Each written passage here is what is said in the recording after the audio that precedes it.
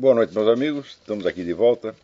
Como sempre, começamos invocando a Santíssima Virgem Maria e o Santo Padre Pio de Pietrelcina, para que roguem a Deus que nenhuma injustiça se cometa neste programa. Eu queria avisar vocês que de 7 a 12 de maio eu vou proferir aqui em Colonial Heights, Virgínia, o curso Conhecimento e Moralidade, em 6 aulas. Informações e inscrições com o misterioso Sr. Eduí pelo telefone 041 3527-0987 ou 041-9974-4443 ou 041-9650-9671 ou pelo e-mail edui.ferro@uol.com.br. Também queria avisar vocês que há um novo vídeo à disposição não só dos membros do Seminário de Filosofia, mas do público em geral, no site do Seminário de Filosofia, constituído da aula com o título A Filosofia e seu Inverso. Também queria pedir a vocês que façam uma visita ao site www.margaritanoyes, tudo junto, noyes.com, onde há algumas novidades a respeito do curso de inglês para estudantes brasileiros. Também, a propósito dessas notícias cruzadas um pouco contraditórias a respeito do estado de saúde do Hugo Chávez, vocês acompanhem as informações que saem no site da Graça Salgueiro, http://notalatina.blogspot.com, que é, no Brasil, a única fonte de informações confiável a respeito da América Latina. A única, presta bem atenção.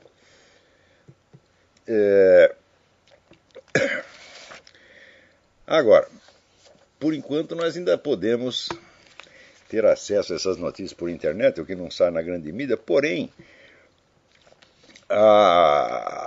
já está rolando aí na ONU um processo para criar uma regulamentação mundial da internet. É uma coisa feita, sobretudo, por iniciativa dos governos da Rússia e da China. Quer dizer, a China já estabeleceu para a sua população um controle verdadeiramente draconiano da internet. Tem um monte de coisa que eles não podem ter acesso. Agora eles querem estender isso para o mundo inteiro.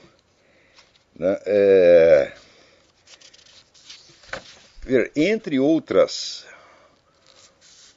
novidades que isto traria, quer dizer, você teria um controle internacional de segurança da internet. Mais ainda, as companhias de telefone cobrariam taxas extras, tá certo? Para ligações internacionais, exatamente como no telefone. Tá certo? Isto tudo para criar renda para essas gigantescas empresas estatais e para os governos.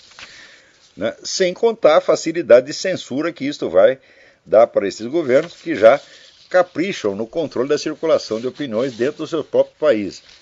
Então, é incrível, porque esses dias esteve aí falando o ex-assessor do Carter. Carter foi o pior presidente americano de todos os tempos.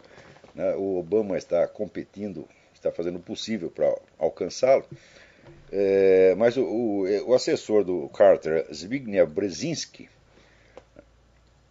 está esses dias celebrando, dizendo, não, os Estados Unidos não são mais a superpotência dominante, nós temos que nos acostumar com um mundo multipolar.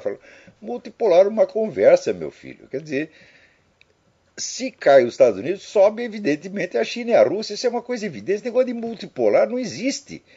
Quer dizer, como é que você pode ter um mundo multipolar, quer dizer, entre potências econômicas do tamanho dos Estados Unidos, Rússia e China, tá certo? E, digamos, ou a Itália, ou o Uruguai, ou o Paraguai? Isso não existe. Tá certo? O que existe é as grandes potências. Ou você tem uma dominante, ou você tem duas ou três, quer dizer, você tem o equilíbrio das grandes potências, como em geral tem acontecido. Agora, se uma delas enfraquece, as outras sobem, que vão subir é a Rússia e China. E daí isso quer dizer que nós vamos viver exatamente, ou a população mundial será submetida a um regime como tem na Rússia e China. Por falar nisso, esses dias andou circulando uma notícia de que o Vladimir Putin está oferecendo abrigo para os cristãos perseguidos no mundo inteiro. Então está dizendo, como antigamente nos Estados Unidos, venham todos, nós vamos aqui proteger todo mundo. Tá? E alguns conhecidos meus, alguns até amigos meus, né, católicos, evangélicos, estão entusiasmadíssimos com isso. Um até diz, agora inverteu, a Rússia está desempenhando o papel dos Estados Unidos, né? E os Estados Unidos perseguem os cristãos e a Rússia vai proteger. Falo, vocês estão absolutamente loucos, loucos, loucos, loucos quando acreditam numa coisa dessa. Porque você veja, na Rússia, o Putin está conseguindo instalar uma ditadura cada vez mais abrangente e controladora. Ou seja, como é que ele vai dar, vamos dizer, a exilados cristãos que saem do Afeganistão, que saem da Índia, que saem do Paquistão, que saem do Sudão, direitos que os próprios russos não têm, meu Deus do céu.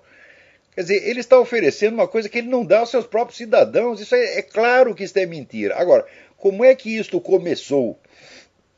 Se vocês acompanharem as obras do professor Dugin, Alexander Dugin, vocês vão entender que isso é a aplicação de um processo estratégico já concebido muitos anos atrás, que é justamente de restaurar aquele mito que já vinha do século XIX, que foi inventado por Vladimir Solovyov e outros filósofos nacionalistas russos no século XIX, que colocava a Rússia como a portadora da grande missão salvadora para o mundo. Quer dizer, a Rússia seria a voz de Deus, não é isso?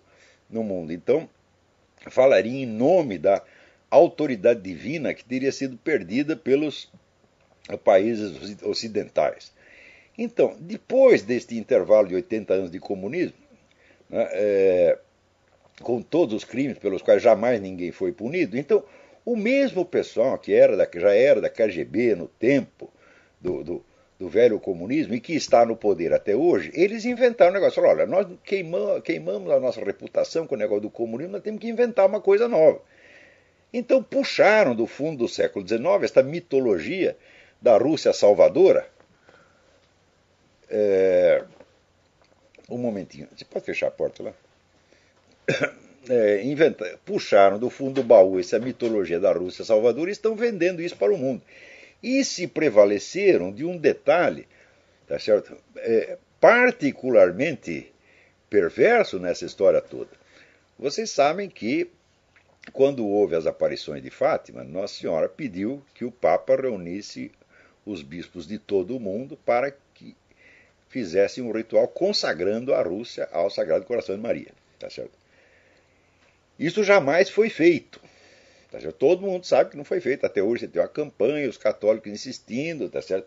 E os papas, um atrás do outro, né, covardemente pulando fora da sua responsabilidade. Não é porque é papa que você tem que admitir que o sujeito tem toda a qualidade do mundo. Fala, não, não, não. Você é papa, você tem mais obrigação que os outros. Então, agora, todos eles pulando fora sob os pretextos os mais estapafúrdios. Quando chegou no tempo do João Paulo II, o João Paulo II, para não dizer que não fez nada, ele fez uma vaga consagração do mundo, né? A Nossa Senhora não reuniu os bispos, nem coisa nenhuma, ele sozinho fez, aqui vamos consagrar o mundo ao Sagrado Coração de Maria. O que os russos fizeram? Imediatamente disseram, pronto, a Rússia está consagrada ao Sagrado Coração de Maria e agora nós estamos com a corda toda, agora nós somos a voz do Espírito Santo. Então é este mesmo plano, quer dizer, vender de novo a imagem da Rússia como salvadora do mundo, quer dizer, ela já era salvadora do mundo no tempo do Tsar, né? Porque quando você lê ali os escritores russos, todos acreditaram que a Rússia tem uma grande missão espiritual, tá certo? Que ia aparecer no século XX e a Rússia ia trazer a salvação da humanidade. Vocês viram a salvação que trouxe, foram 70 milhões de mortos, né? E mais terror e miséria para tudo quanto é lado. Então, falhou no tempo do Tsar, falhou no tempo do comunismo, então agora é de novo a terceira onda de propaganda nacional russa. E as pessoas estão acreditando, falam, mas vocês não estudam história, vocês não leram sequer o Dugin, meu Deus do céu, vocês não sabem o que... Se você não estuda o que o Dugin fala, você não sabe o que se passa na cabeça do Putin, portanto você não entende quais são os planos russos. Tá certo? Agora, eu estou falando desse negócio vai fazer 10 anos, mas no Brasil é pior que falar com uma porta. Porta pelo menos abre, no Brasil nem abre, é falar com uma parede, você está entendendo? Então, e mesmo aqui nos Estados Unidos tem gente boa que está acreditando nesta coisa. Porque, você veja, o que o americano mais gosta é assim. Os americanos foram educados nessa mentalidade protestante, moralista, rígida. Então eles são loucos para achar culpas neles mesmos e no seu próprio país. Nos outros não. A Rússia nunca tem culpa de nada, a China não tem culpa de nada. Então eles vivem numa espécie de meia-culpa e toda hora querendo, né, descobrir assim tudo que dá errado no mundo. Eles dizem, nós temos que rever aqui as culpas americanas. É um negócio impressionante. Primeiro, eles tratam os Estados Unidos como se os Estados Unidos fosse o Israel bíblico, coisa que não é. Quantas vezes precisa avisar? Fala, escuta, meu filho, vocês não são o Israel da Bíblia. Hein? Israel, só tem dois, tem três sentidos que você pode usar a palavra Israel. Primeiro, quer dizer o povo judeu. Hein? Esse é o sentido literal e imediato. Segundo, pode querer dizer a cristandade de modo geral. E terceiro, pode querer dizer a alma individual. Não tem na Bíblia o menor indício de que Israel pode significar um outro país, especialmente um país da América. Quer dizer, isso é um delírio completo, meu Deus do céu. Agora, esse pessoal vive interpretando o destino americano como se a América fosse o próprio Israel em diálogo direto com Deus. Então, quando os americanos, né, tudo que acontece de mal é porque eles cometeram algum pecado. Né? Eu digo, escute, os outros não cometem pecado nenhum, os pecados alheios não têm consequências. Por exemplo, eu digo um pecado imenso, que é de toda a humanidade. Vocês deixaram, todo mundo deixou que os comunistas matassem 70 milhões de pessoas, tá certo? Na China, e mais outros 60 na União Soviética, e ninguém foi punido. Vocês tudo varreram a sujeira para baixo do tapete. Isso é uma culpa universal. Não pode deixar acontecer uma coisa dessa. Agora, o sujeito vai dizer, não, nós estamos aqui sendo punidos porque os americanos cometem muitos adultérios, porque eles veem pornografia na internet, então agora Deus manda terremoto, manda crise econômica. Você pensa que Deus é o quê? Que Deus é um psicótico? Tanto que tem gente aqui que lê ateu, lê essas coisas e chega à conclusão que Deus é psicótico. Porque Deus, assim, você comete um pecadinho, o garoto se trancou no banheiro, tocou uma punheta, Deus manda um raio para fulminar a família inteira dele. É isso que os caras imaginam depois. Onde é que vocês estão com a cabeça? Quando é que vocês vão parar de blasfemar? Quando é que vocês vão parar de imaginar Deus como se fosse um diabo onipotente? Deus não é assim, meu Deus do céu. Deus é longânimo, Deus tem uma paciência que não acaba nunca. Então, e outra coisa... Quem foi que autorizou você a dizer que o país é Israel, meu Deus do céu? De tudo que eu estudei, eu não sou um grande conhecedor da Bíblia, mas eu sei que só tem 3 acepções legítimas do termo Israel. Quer dizer a sua alma, quer dizer a cristandade de modo geral e quer dizer especificamente o povo judeu. Não pode dizer, é a Inglaterra, é a Alemanha, é a Rússia, é os Estados Unidos. O que é isto, porra? Note bem, na Bíblia está escrito o seguinte, os deuses das nações são demônios. Ponto final, tá certo? E demônio vive, né, assumindo a identidade dos outros.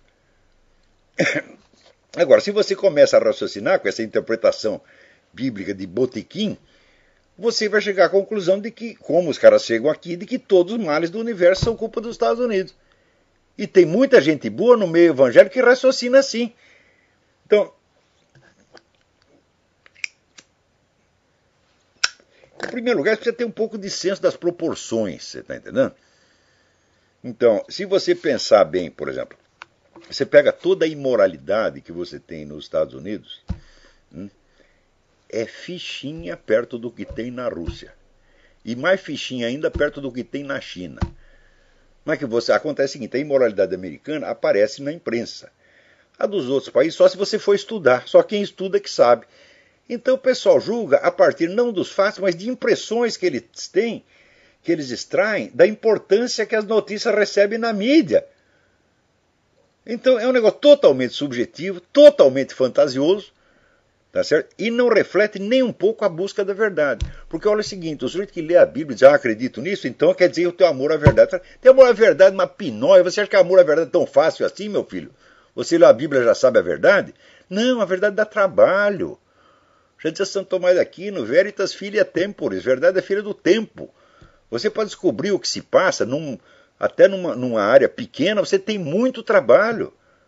Para entender um tiquinho desse negócio que está acontecendo na Rússia, um tiquinho, um fragmento de nada, eu tive que ficar anos atrás disso. Olha, eu estudo esse negócio de comunismo, vai fazer 40 anos. Né? Isso quer dizer que de vez em quando eu entendo alguma coisa, mas a maior parte do processo ainda continua para mim uma obscuridade. Né? Falando nisso, vocês viram, nesta gravação que eu coloquei na internet, a Filosofia em Seu Inverso, eu falo ali, vamos dizer, dos obstáculos que existem à busca da verdade. As pessoas não levam. Elas acham assim que é verdade que o conhecimento da verdade é natural no homem, como dizia Aristóteles. O homem tem uma propensão a conhecer a verdade, mas é apenas uma propensão natural. Eu digo, o homem também tem uma propensão natural a ser campeão olímpico. Ele tem uma propensão natural a se tornar Leonardo da Vinci ou Albert Einstein, mas não é tão fácil assim, meu filho. Por exemplo, o homem tem uma propensão natural à saúde e não à doença. E, no entanto, a maior parte das pessoas vive doente. É ou não é? Então, quer dizer, você tem a propensão natural, mas você tem os obstáculos, porque o ambiente no qual o ser humano vive, o ambiente físico, o ambiente histórico, social, não é sempre propício ao desenvolvimento das suas qualidades naturais. Às vezes, ao contrário. Por exemplo, quantas pessoas verdadeiramente inteligentes você conhece? São poucas, né? E, no entanto, a inteligência é natural no homem.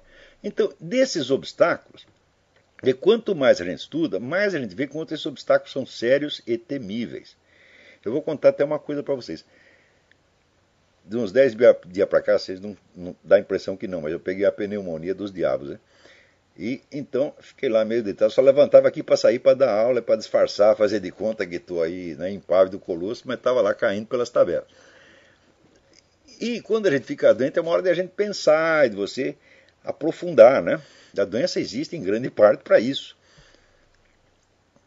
E daí eu comecei, né, deitar lá na cama de olho fechado, começava a vasculhar a minha cabeça, e eu comecei a fazer um repertório de quantas ideias gnósticas tinham entrado no meu subconsciente, não na consciência.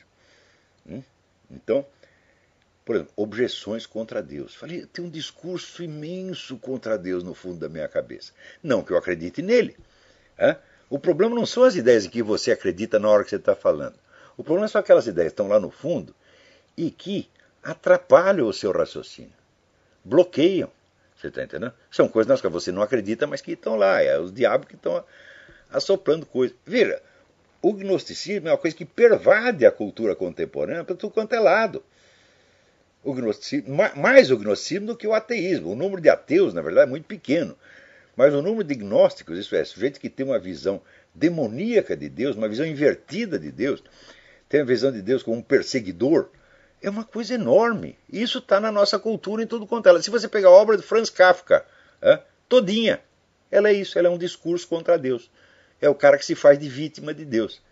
E, no entanto, você leu Franz Kafka 30, 40 anos atrás, aquelas imagens estão lá na sua cabeça. E você tem uma parte, você não acredita, do seu coração não acredita, mas tem uma parte do seu cérebro que acredita e que fica soprando aquelas coisas. E quando você quer raciocinar, entender alguma coisa, entra este outro discurso e corta. Então, eu tenho fé religiosa. Você tem? Sim, mas quantos elementos gnósticos estão lá no fundo do seu cérebro, atrapalhando você e fazendo com que, na prática, você acabe, às vezes, chegando a conclusões que é a gnose que quer levar você para lá, não é Cristo. Quantas vezes isso não acontece? Agora, quantas vezes você parou para você rever o seu gnosticismo inconsciente? Você vê, eu que estou a fazer 65 anos, quer dizer, já estou um homenzinho, né? Foi a primeira vez na minha vida que eu comecei a rever isso. Falei, peraí, vamos escavar, né, este lixo gnóstico que ficou aí de leituras, de coisas que eu ouvi falar, de atitudes que estão disseminadas na sociedade, de frases que você ouviu no botequim, de coisas que vêm da sua família, etc. Eu vi, mas é uma montanha! É uma montanha! Então, toda vez que eu digo para mim, Deus é infinitamente bom, tem um pedaço lá no subconsciente que fala, não, Deus é maligno, etc, etc. Ou seja, você não vai acreditar naquilo, mas aquilo diminui a intensidade da percepção que você está tendo. Torna, às vezes, sem efeito. Tá certo? Então, o pessoal vem falar de metodologia filosófica. Eu digo, meu filho, metodologia filosófica é autoconhecimento. Em primeiríssimo lugar, se você não tem ideia, vamos dizer, de tudo, este lixo subconsciente dentro de você, você não se conhece.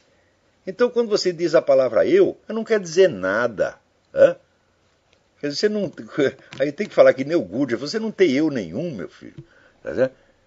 Isso que é verdade, você só tem assim, uma amálgama de minhoca que os outros puseram na sua cabeça 30 anos atrás, que você nem lembra mais. Agora, quando não lembra é que é o problema. Quer dizer, nem todo pensamento que tem dentro de você entra na sua consciência como uma afirmação na qual você acredita. Não. Ele entra como obstáculo a outras afirmações nas quais você desejaria acreditar. Ele entra como obstáculo à sua percepção do mundo.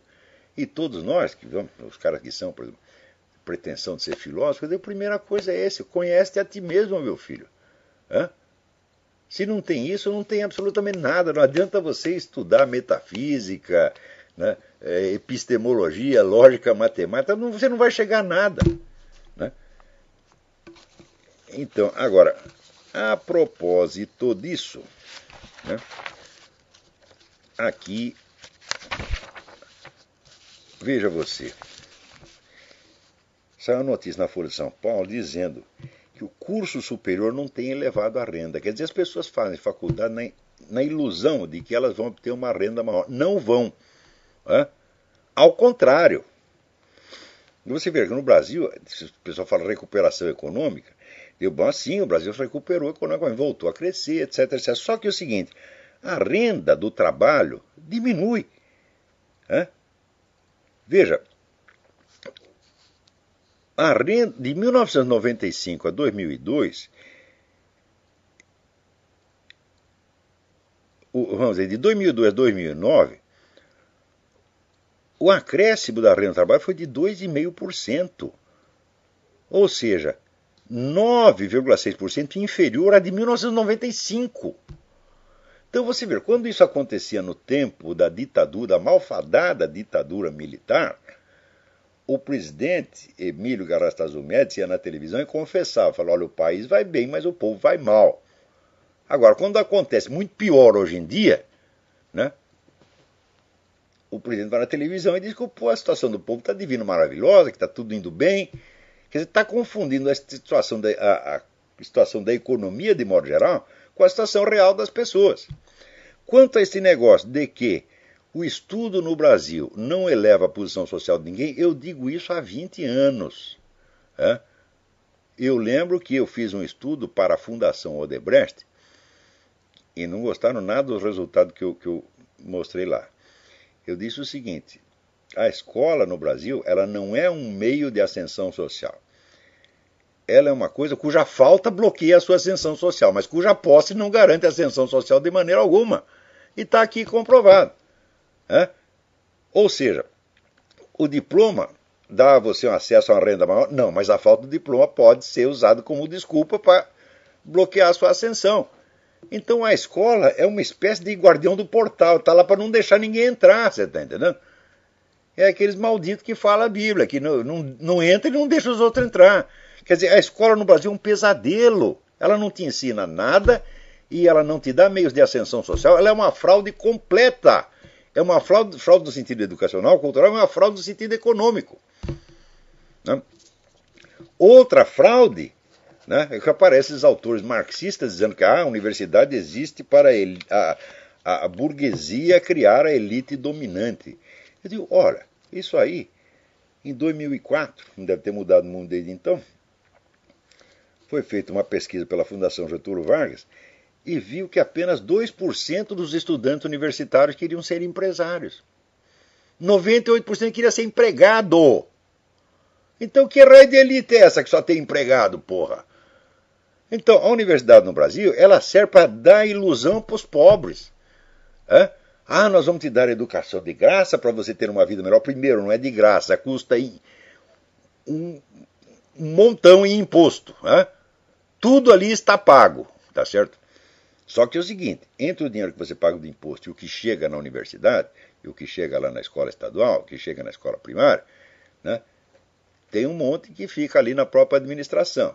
Tem as propinas dos seus deputados, tem as propinas do ministro, tem mais não sei o que, então para cada 10 que você paga, chega um lá. Então ainda tem esse problema. Né? E Em segundo lugar, não te dá ensino nenhum e também não te dá ascensão social. Ou seja, é uma máquina de corromper a população mediante falsas promessas, porra. Então, eu acho o seguinte, o Ministério da Educação tem que ser fechado. A educação tem que ser assunto da sociedade. A sociedade, vamos dizer, os clubes, agremiações, igrejas, o pessoal do quarteirão, se reúne e vê qual é o ensino que tem que dar para as suas crianças e dá aquilo com seus próprios recursos, sem ter o seu dinheiro sugado pelo governo, está entendendo? Tem que fechar o Ministério da Educação, isso é urgente. Se não fechar esta porcaria, nunca vai ter educação no Brasil. Então, agora aqui, você vê como é que estão as coisas, né? Aquele pastor Silas Malafaia, né, ele diz o seguinte, o pessoal da parada gay faz uma malgozação sinistra com coisas da Igreja Católica e ninguém reage. Daí ele diz, a igreja tem que cair de pau nesses caras. Daí vem um promotor e faz de conta que a expressão cair de pau significa bater neles, significa agredi-los fisicamente. Como se ele não entendesse a língua portuguesa. Olha aqui, deixa eu ver se eu acho o nome do promotor. Aqui, Jefferson Aparecido Dias. Ô Jefferson Aparecido, você não aprendeu a ler, moleque? Você não sabe que a expressão cair de pau é uma figura de linguagem? Será que toda vez que fala em pau se refere a um porrete de madeira para bater nas pessoas? Você está dizendo que aqui existe uma insinuação de apelo à violência contra homossexuais? Ora, o que é isto, porra? Quer dizer, você está fingindo que não entendeu. Você é um hipócrita. Você sabe perfeitamente que o cair de pau significa tomar alguma providência legal, pelo menos falar contra ele, protestar, como todo mundo usa essa expressão. Olá, no programa caiu de pau no fulano de tal, né? Caiu de pau no ministro não sei o quê. Quer dizer que eu bati no ministro, ô seu promotor? Ora, meu Deus do céu, quer dizer, o sujeito se faz de desentendido para criar um simulacro de acusação criminal. O que está fazendo aí, moleque? Se você não entende o sentido da expressão, você não sabe ler. Então você não pode ser promotor. Quer dizer que a expressão cair de pau, né, tem a insinuação de uma violência física. Ora, meu Deus do céu. Agora está aqui, eu recebo uma longa carta do Fábio Salgado de Carvalho, que aliás eu até comentei brevemente, aludi brevemente na gravação de Filosofia e seu Inverso, onde ele me dá aqui uma lista de brasileiros, né, estudiosos brasileiros da área analítica, que têm trabalhos importantes em lógica matemática. Mas eu sou o primeiro a saber disso, tá certo? Você vê, quando teve aquele grande congresso de lógica na Suíça, que foi o maior congresso de lógica da história humana, na qual tinha 7 brasileiros participando, dos quais era eu, tá certo? Então, quem me convidou foi um desses camaradas lógicos, estudiosos de lógica, seríssimo, que é o Alexandre Costa Leite. Então, eu tenho o maior respeito por que essa gente está fazendo. Só que é o seguinte, lógica não é filosofia, meu filho. Para a lógica e a filosofia falta muita coisa. A lógica não é filosofia, assim como a gramática não é literatura. Então, se você juntar um congresso de os 1000 maiores gramáticos do mundo, quantos grandes escritores terá ali no meio? Talvez 1 ou 2 no máximo. Aí é a mesma coisa. Agora, o incrível é o seguinte. Ele dizia que está estudando em faculdade, é muito bem. Quando eu mencionei ali num artigo um conjunto de metodologias que existiam para além da filosofia analítica, ele diz aqui, eu nunca tinha ouvido falar dessas metodologias. Ciências do espírito, as várias fenomenologias e existencialismo, da Gestalt, não sei quantas correntes da psicanálise, da psicologia profunda, o marxismo e suas dezenas de variantes, a nova retórica de Chaim Perryman, a metodologia dialética de Louis Lavelle, a lógica da filosofia de Eric Weil, e assim por diante. Quer dizer, nada disto se ensina em faculdade de filosofia no Brasil.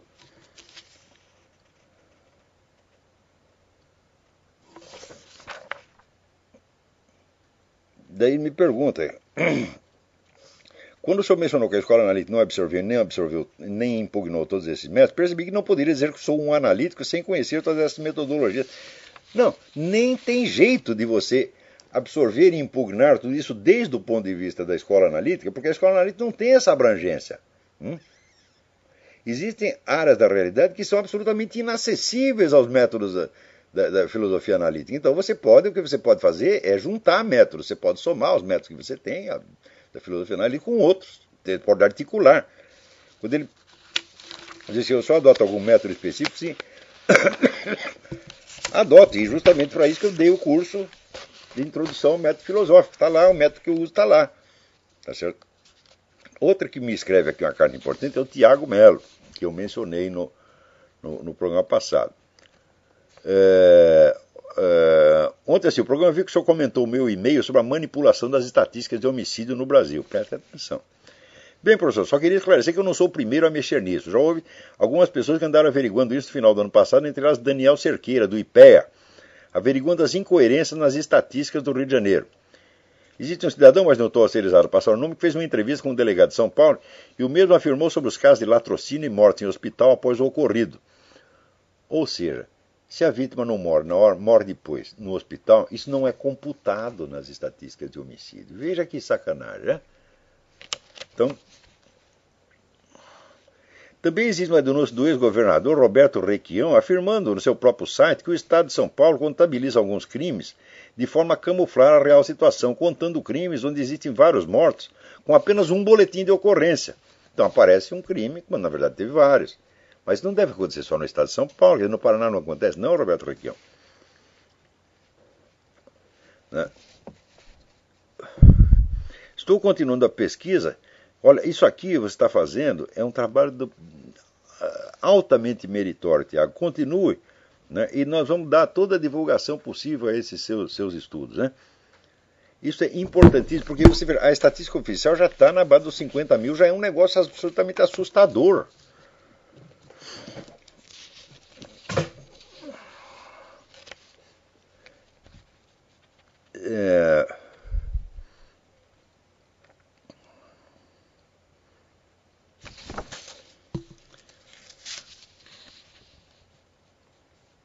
Agora, o Fernando Pavlov, né, ele agradece aqui eu ter citado o site dele, está um artigo muito bom sobre o meu debate com o Alexandre Duguin, e ele pergunta o que eu acho do livro Everlasting Man, do Chesterton. Tudo que o Chesterton escreveu é sempre importantíssimo, e esse Everlasting Man é o Homem Eterno, quer dizer, não existe uma palavra, seria o Homem Perdurável, né? Everlasting não é bem eterno, Everlasting é o perene, o homem perene, né? Essa seria a tradução mais certa. É um livro importantíssimo. Ele pergunta também um livro de um autor chamado Ratner sobre a filosofia de Spinoza. Não conheço esse livro. Se você quer uma belíssima introdução a Spinoza, você lê francês, lê o livro do Alain. Alain é pseudônimo do filósofo francês Émile Chartier, assinava Alain, A-L-A-I-N. E tem um livrinho chamado Spinoza. É um livro de 100 e poucas páginas, mas é um primor, né? Alain foi um grande professor de filosofia, um excelente filósofo, um grande professor de filosofia, assim, inesquecível. O que você não entendeu do Spinoza, você não entender depois do Alain, porque você não tem remédio.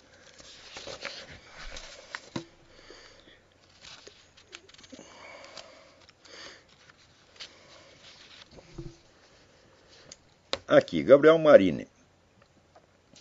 Ele diz o seguinte: você sempre diz que é necessário conhecer o inimigo, ou seja, estudar marxismo.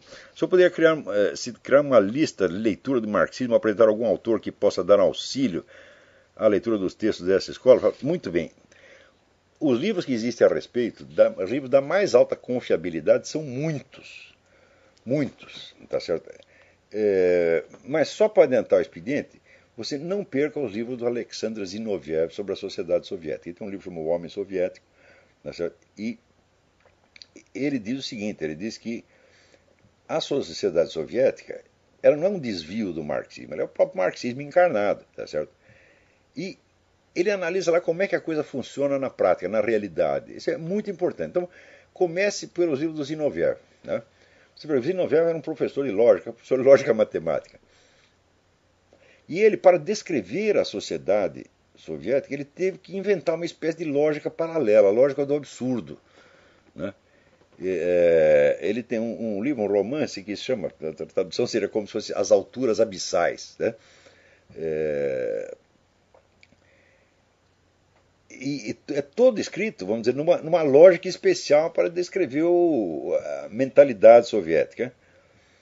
E eu acho um dos grandes estudos que tem. O outro livro fundamental é o livro do Kolakowski, As Correntes Principais do Marxismo, que, creio eu, deve haver uma tradução brasileira, porque o Kolakowski é muito conhecido. E o Kolakowski era muito lido no Brasil no tempo que ele era um filósofo oficial da Polônia. Só que o Kolakowski não parou de evoluir e chegou à conclusão de que tudo aquilo é uma loucura, tá certo? E acabou dedicando a segunda metade da vida dele a fazer análise em profundidade do marxismo. Então, o livro do Kolakowski, The Main Currents of Marxism, é um livro importantíssimo, fundamental. O que mais que eu poderia... Eu vou fazer uma listinha de 10 aqui e prometo apresentar no programa seguinte.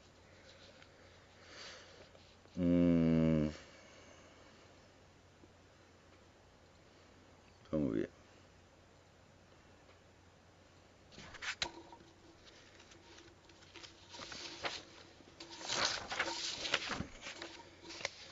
Olha aqui.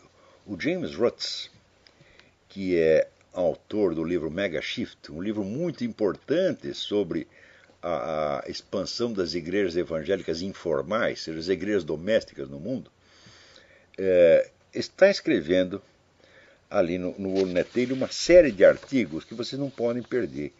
Soy is making kids gay. Ou seja, a soja está diminuindo brutalmente a dose de testosterona nas novas gerações.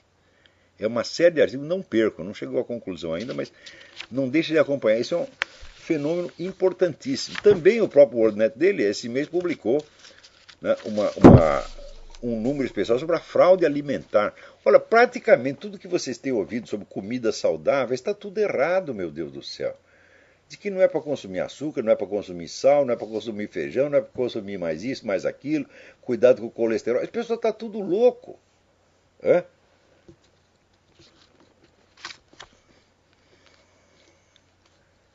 Então, aqui, o Edson, não tem sobrenome, meu nome é Edson, eu tenho 29 anos, escrevo de Curitiba.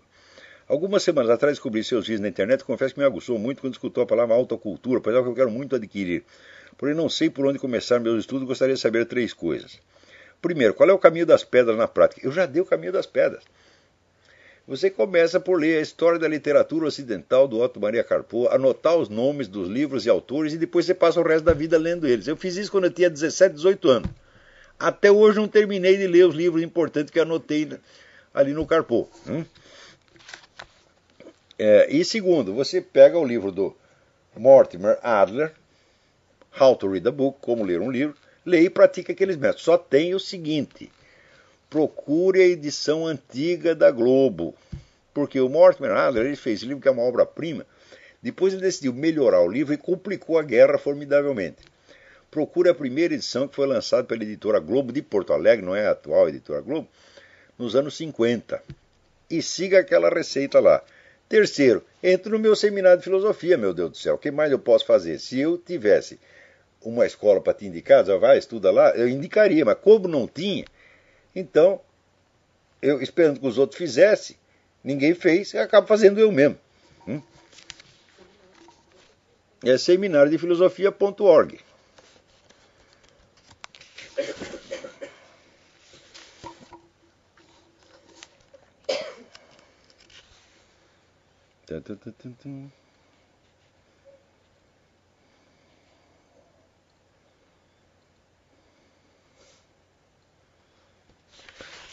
Vamos ver o que mais.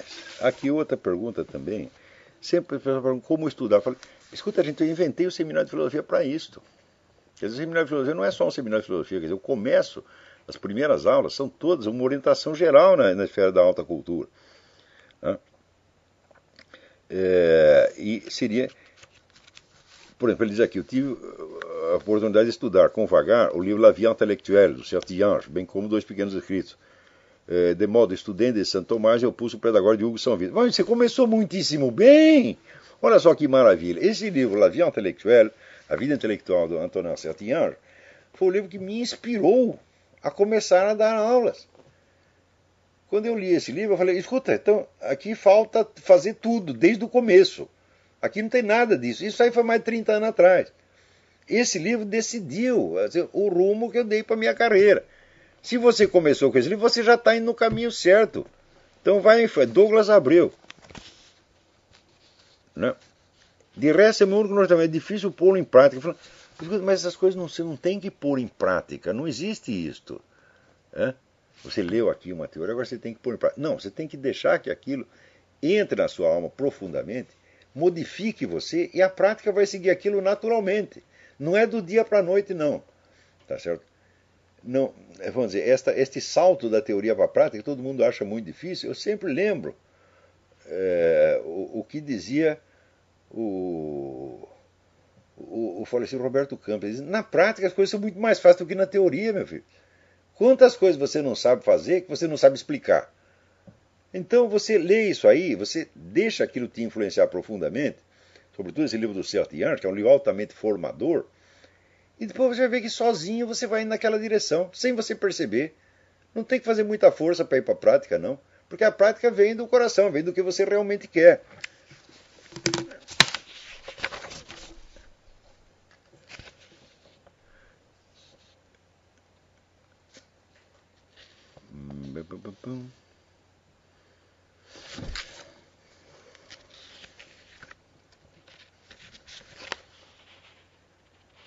Agora, aqui saiu um artigo.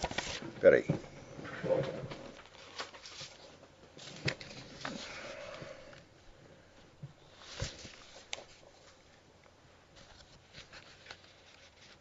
Aqui. Os Estados Unidos fizeram aqui uma pesquisa, diz que 84% das pessoas consultadas admitem que Obama é um perigo para a cristandade. Falou, mas é a coisa mais óbvia do mundo. Porque você vai dizer que é cristão, mas qual é a igreja que ele frequentava? É a igreja daquele Jeremiah Wright, que é teologia da libertação, comunista pra caramba, e vem dizer que isso aí é cristianismo. Segundo, desde que o Obama subiu lá, ele só fez o possível para ajudar o avanço islâmico e ferrar com a cristandade, porra. Quer dizer, quantos anos você precisa para observar a conduta de um camarada? Né? Eu me lembro do professor Feuerstein, né? Naquele negócio de deficiência de inteligência. Uma das principais deficiências de inteligência é você não conseguir perceber as constantes por trás dos acontecimentos. Você vê que a coisa acontece uma vez, duas vezes, três vezes, quatro vezes, e você fica com o complexo do piu-piu na cabeça. Será que eu vi um gatinho? Ah, eu vi, eu não vi. E você não consegue fechar, apreender a forma geral do que está acontecendo. Isso é deficiência de inteligência, meu filho. Só que tem o seguinte, deficiência de inteligência também está ligada à deficiência de testosterona. Porque não é que, se baixa a testosterona, não é que você fica gay, meu filho. Gay, Leonardo da Vinci era gay, pô, você tá entendendo? Oscar Wilde era gay, nem por isso era burro. Então não é que não tinha testosterona, ele tinha, só que ele usava ao contrário. Tá certo? Agora, se o sujeito não tem, não é que ele fica gay, ele fica burro. Isso é um negócio terrível, né? Agora, você vê, o que é burrice, né? Burrice, por exemplo, é esse artigo que saiu, né, no El País, um artigo assinado pelo Juan Arias, dizendo que a política externa brasileira é um exemplo para o mundo. Né? Porque o Brasil é visto, desde há mais de 20 anos, por filósofos internacionais como um possível laboratório para um mundo sem conflitos. Né? Eu digo, olha, peraí. Mais de 20 anos não. A diplomacia brasileira começou com o Barão do Rio Branco e começou em nível altíssimo, que nunca mais foi alcançado. Se vocês estudarem a história do Itamaraty, vocês vão ver. Leiam a biografia do Barão do Rio Branco pelo Álvaro Lins e você vai ver o que era o Itamaraty antigamente. Depois, no tempo do Getúlio Vargas, ele criou o DASP, que era o Departamento de Administração e Serviço Público, que continuava treinando os nossos diplomatas para prestar serviço de alto nível. Eu ainda consegui ver alguns desses diplomatas antigos, formados no antigo DASP, e você vê um diplomata brasileiro e um, sei lá, da França, ou da Inglaterra, o brasileiro dava show. Né? Era assim. Então, há muito tempo é assim. Então, não é de agora que começou. Agora, dizia assim que a política externa brasileira reflete, de certo modo, o temperamento, né, bondoso e compreensivo do brasileiro. Fala, bom, existe em parte esse fenômeno do homem cordial brasileiro, que falava o Sérgio Borgonha, isso existe. Mas isso não é tudo, porque o Brasil também é o país recordista de homicídio, pô. E é o recordista de consumo de droga. Então, quer dizer, que vem com essa visão unilateral, isso aqui se chama pensamento ideológico. O pensamento ideológico é o seguinte, você pega só a metade que você quer enfatizar e você faz de conta que aquilo é o único, você apaga as contradições. Não, mas o Brasil é uma contradição viva nesse aspecto. Né? Você veja, falando aí da diplomacia brasileira, né?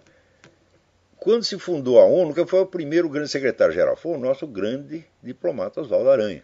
Tá certo? Da onde vinha Oswaldo Aranha? Oswaldo Aranha é o servidor da ditadura getulista que meteu um monte de gente na cadeia. Tá. E aqui, o Brasil era um país fascista que entrou na guerra contra o fascismo. Mas isso é o Brasil, pô, é contradição. Quer dizer, as coisas não são assim tudo. Né? Olha, o bem e o mal, conceitualmente, são perfeitamente distintos e a gente não deve confundir. Mas, na realidade, eles vêm misturados. É a gente que tem que desmisturar, por assim dizer. Agora, não é escondendo metade, pegando essa visão idealizada da diplomacia brasileira, tá certo? Como vem daqui o Juan Arias, dizendo que isso é um exemplo para o mundo. Eu digo, sim, isso é a mesma coisa. Quando você quer ter uma qualidade de uma outra pessoa, né, precisa ver se você não vai, junto, absorver os defeitos dela.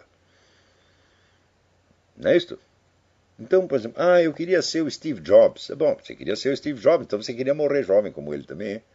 Não, eu queria ter só o dinheiro dele. Epa, e você queria ter todo o trabalho que ele teve? Não. Então você não quer ser que nem o cara, você está querendo uma mágica, quer dizer, absorver seletivamente uma qualidade dele que vem assim abstratamente separada e sem o custo o custo humano que aquilo tem. Então, aqui essa é a mesma coisa, né?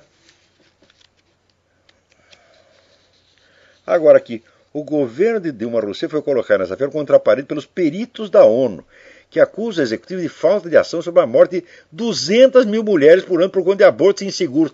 Isso é uma puta de uma mentira, meu Deus do céu. As estatísticas do próprio SUS mostram que são 100 e poucas mulheres, não é 100 mil, não, nem 200 mil, são 100 e poucas mulheres. Isso aí tem toda a documentação do próprio SUS, esse negócio de dizer que tá morrendo um monte de mulher por aborto ilegal. Não, senhor! Isso é mentira! Agora esse pessoal da ONU, bom, a ONU já sabe, a ONU não vale nada, né? Então, é uma organização internacional fundada na mentira, na fraude. Agora, aqui vem uma boa notícia. O sacerdote alemão Sylvester Hermann, de 37 anos, foi nomeado novo vigário-geral do Legionário de Cristo. Então, finalmente, o Vaticano está cumprindo a sua promessa de tirar aquela elite que governava esta organização criminosa chamada Legionário de Cristo e transformar aquilo numa coisa decente. Porque o Vaticano estudou o caso e falou, bom, não se pode simplesmente fechar a entidade porque são dezenas de milhares de fiéis, tá certo? Gente de boa fé que entrou lá, você não pode mandar todo mundo para casa. Então, nós temos que refazer esta entidade de maneira a que as suas finalidades nominais originais sejam atendidas. Então está tirando aquela putada que governava isso aqui e está pondo gente decente, muito bem, ótimo. Nem tudo está perdido. Então, olha, na semana passada, depois que acabou o programa, nós deixamos aí o microfone ligado e vocês tiveram acesso ao Big Brother do Olavo. Quer dizer, a minha vida íntima, né? Vocês ouvindo aqui as minhas conversas em família, mas não tem problema não, porque aqui, olha, só tem duas coisas que eu faço em segredo. Trepar e cagar. Mesmo assim, cagar, quando era até uns 2 anos de idade, mais ou menos, eu fiz isso em público. Eu não me lembro, mas o pessoal relata que eu fazia isso em público. Tá certo? Depois eu parei, hein? Então, tirando as atividades sexuais e excretivas, o resto vocês podem saber, não tenho nada para esconder, tá bom? Não tem problema. Então, até a semana que vem, muito obrigado.